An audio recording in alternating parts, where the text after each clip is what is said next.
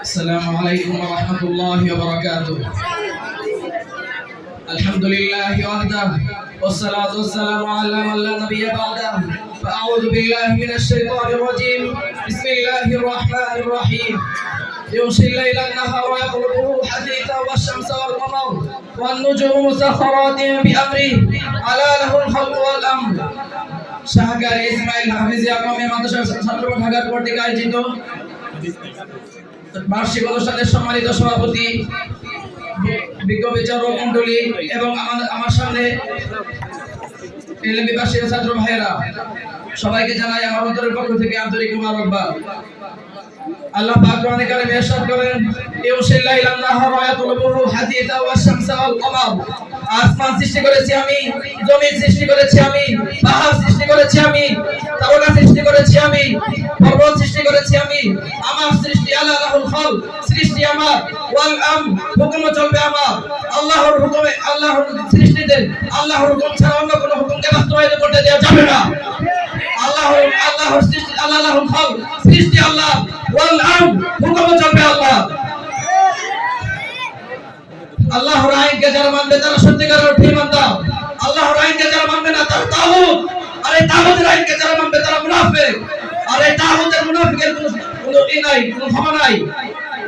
এভাবে নবী করিম সাল্লাল্লাহু আলাইহি ওয়াসাল্লামকে আল্লাহ তাআলা বলেন, ওয়াদাওয়ায়ান ইলাল্লাহ, হে নবী, মানুষকে আমি আল্লাহর দিকে ডাকেন। তবে এটা সকলে শুনবে না। কারা শুনবে না? নরেন্দ্র মোদী শুনবে না। আর কারা শুনবে না? বাংলা মুরাদ শুনবে না। আর কারা শুনবে না? সৈরাচারী শেখ হাসিনা শুনবে না। আর কারা শুনবে না? বিনিয়ামিন নেতানিয়াহু শুনবে না। আর কারা শুনবে না? নরেন্দ্র মোদী শুনবে না। আর কারা শুনবে না? ডোনাল্ড ট্রাম্প শুনবে না। অতএব নবী করিম সাল্লাল্লাহু আলাইহি ওয়াসাল্লাম রাষ্ট্রপ্রধান হিসেবে নির্বাচিত হলেন এবং পৃথিবীর ইতিহাসে সর্বপ্রথম 48 ধারার একটি সংবিধান তৈরি করেন এবং পৃথিবীর ইতিহাসে অন্য কোনো রাষ্ট্রনায়ক পৃথিবীবাসীকে এত সুন্দর সংবিধান পৃথিবীবাসীকে উপহার দিতে পারে নাই। এবং নবী করিম সাল্লাল্লাহু আলাইহি ওয়াসাল্লাম রাষ্ট্রপ্রধান হিসেবে নির্বাচিত হলেন। তার সংবিধানের একটি শাখার নাম হচ্ছে সচিবালয় বিভাগ।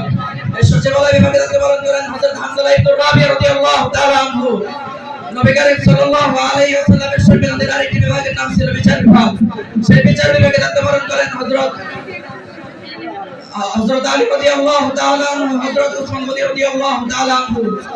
নবী করিম সাল্লাল্লাহু আলাইহি ওয়াসাল্লামের সংবিধানের আরেকটি বিভাগের নাম ছিল ওহিলাফান বিভাগ। এই ওহিলাফান বিভাগে দায়িত্ব পালন করেন হযরত আলী রাদিয়াল্লাহু তাআলা আনহু ও হযরত উসমান রাদিয়াল্লাহু তাআলা আনহু, হযরত উবাই ইবনে কাব রাদিয়াল্লাহু তাআলা আনহু, হযরত যায়েদ ইবনে সাবিত রাদিয়াল্লাহু তাআলা আনহু। নবী করিম সাল্লাল্লাহু আলাইহি ওয়াসাল্লামের আরেকটি সংবিধানের নাম ছিল বিচার বিভাগ। সেই বিচার বিভাগে দায়িত্ব পালন করেন হযরত আলী রাদিয়াল্লাহু তাআলা আনহু, হযরত মুআয ইবনে জাবাল রাদিয়াল্লাহু তাআলা আনহু। নবী করিম সাল্লাল্লাহু আলাইহি ওয়াসাল্লামের আরেকটি বিভাগের নাম ছিল আইন রক্ষণ বিভাগ। আরেকটি বিভাগের নাম ছিল হিরক্ষণ বিভাগ। আরেকটি বিভাগের নাম ছিল হিসাব রক্ষণ বিভাগ। সেই বিভাগে দায়িত্ব পালন করেন হযরত আরেকটি বিভাগের নাম ছিল আন্তর্জাতিক বিচার বিভাগ।